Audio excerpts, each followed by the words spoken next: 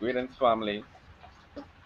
Um, at the risk of being trolled again, I'm gonna give a reaction to an expose which was done recently about the Nation of Islam. Our brother, young Pharaoh, has decided to compile a documentary which he titled Malcolm X's Revenge. Now, initially, there were a few critical points being made after the trailer, after the still shot was revealed. Initially, some people said that um, the word Malcolm was spelled wrong.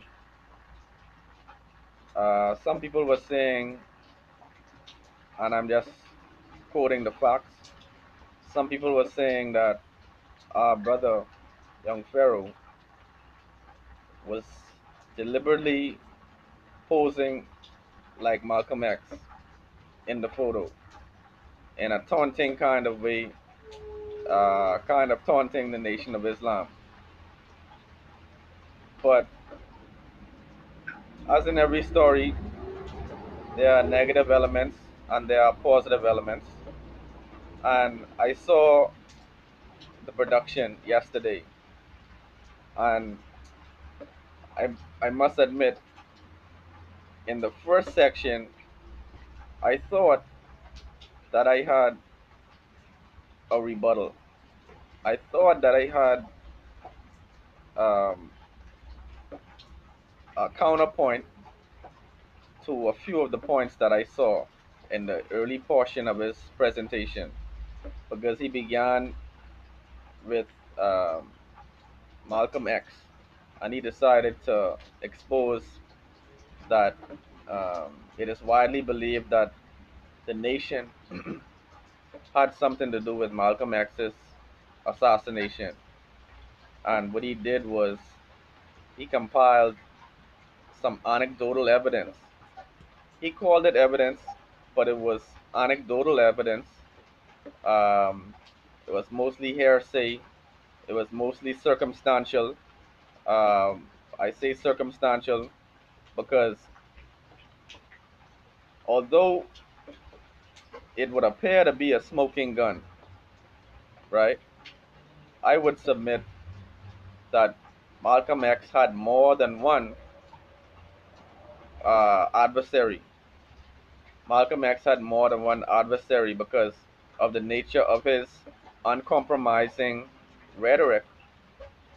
He would have gained a few more enemies than the public perception would have us believe.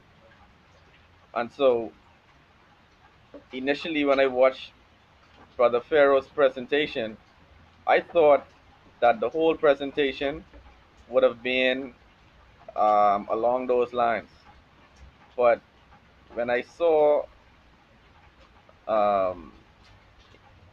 I saw when he branched into some commentary from our brother, the good minister, Louis Farrakhan, and what our brother said in the presentation, I don't believe he can ever take back. But what Minister Farrakhan said in a particular quote, I always thought that this was fake because I never saw the video, but the brother posted the video for a speech in which our brother, the good minister, was speaking about African facial features.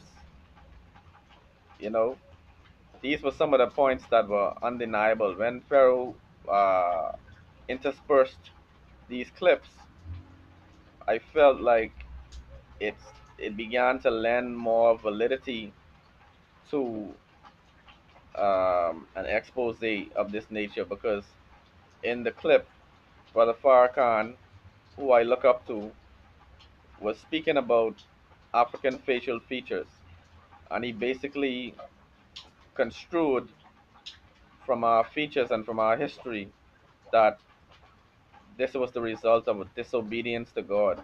And he said that we have broad nose and thick lips and kinky hair, so-called kinky hair, because of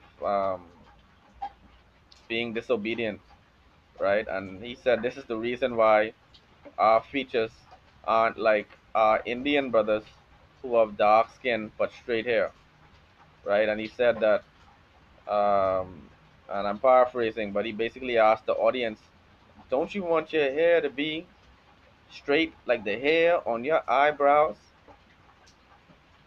All right, so that particular quote, that was like a damning quote, but I mean, I wouldn't say it's damning, but I think it may have been a bit misguided to describe us in such a way. Um, I think one rebuttal to that idea is the fact that the greatest civilizations on the planet Earth came from people with broad nose and thick lips and kinky hair. You know, the greatest civilizations on the planet, the greatest monoliths, the greatest schools of thought came from people with broad nose, thick lips, kinky hair, and dark black skin. All right, some of us were a little high yellow, but suffice it to say that it came from some dark African ancestors. So that was one thing I didn't really quite appreciate from the minister, but I don't think it besmirches his character to the extent that it would take away any validity from his legacy, from the things which he would have said, from the stance that he took. So in that regard, I don't really appreciate that statement, and also the part where he said that afros were dust catchers. I did not appreciate it. I had an afro in my high school years. It was an ode to the 70s. I came a little later, but I felt like bringing the afro back in the 90s. But people, there were several points that Pharaoh spliced together that were very credible, and some points that I believe are purely conjecture. Although it is some, it is quite convincing conjecture, but I have a point I would like to add, which I think most people tend to overlook, right? And I love my brother Dick Gregory, all right, but Dick Gregory had an alternative version which sounded a little bit more plausible to me, because Dick Gregory spoke about the fact that the US government wanted Malcolm dead, and it would have been the perfect ploy to use Malcolm's death as a means of driving a wedge in a very powerful organization, and also separating some of the black community from the Nation of Islam in principle, right? Destroying solidarity. I think what Dick Gregory suggested, because he told a story, he said that the day Malcolm died, he actually called Malcolm and told him that he was coming there, right? He said by the time he got in the area where Malcolm was actually giving the speech, he found out the news that Malcolm had passed. And he also said that according to the trajectory of the bullets, according to the FBI investigation, the trajectory of the bullets would suggest that the person was perched up high on a high platform and not actually on the ground level or actually below the podium level shooting up. So what Dick Gregory suggested was that it's possible that Malcolm X actually um, was killed. And not he didn't say it was possible. He basically said that he believes it without a doubt that the FBI or the U.S. government would have tried to drive this wedge between the black community um, by making Malcolm a martyr and making it appear that it came from within his own ranks. Now, young Pharaoh used some clips from Louis Farrakhan, and basically these clips from Louis Farrakhan basically he didn't really say that the nation killed Malcolm, but what he suggested was that, in my opinion, I think what Minister Farrakhan was doing was suggesting that it was divine justice, even though I don't believe it was divine justice. I believe it was a cowardly attack, and it was an attempt to destroy one of our leaders. But what I think Minister Farrakhan was doing to try to counter the somber mood and the downtrodden mood in the wake of Malcolm's passing. I think what Minister Farrakhan did with his speeches, he sort of riled up and he appealed to the revolutionary aspects of their community so that they didn't fall into despair by seeing one of their leaders killed. And then he also had to stand in the gap and actually take the reins at a time when uh, the nation felt a crushing blow.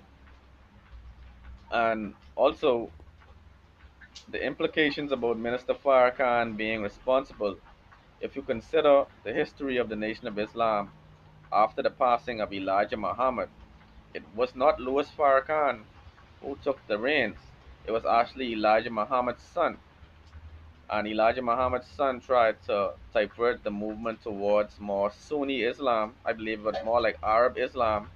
And what Minister Farrakhan did when he took the reins, he steered everyone back to the lessons of Elijah Muhammad and the black conscious um, rhetoric, which was galvanizing our people and transforming some of our people's minds. And so it said all of that to say this. I can't say what happened. I was not there, but I don't believe the case presented is a smoking gun. I believe it was a very informative presentation from Pharaoh, but I think it was heavily biased, and as such, it can't really give us as much food for thought as it could have actually given us. I think it could have been better, but I think it was an attempt, a genuine attempt by a brother to um, speak about something he's passionate about, but perhaps he may be a little misguided about all of the facts. But all in all, I would say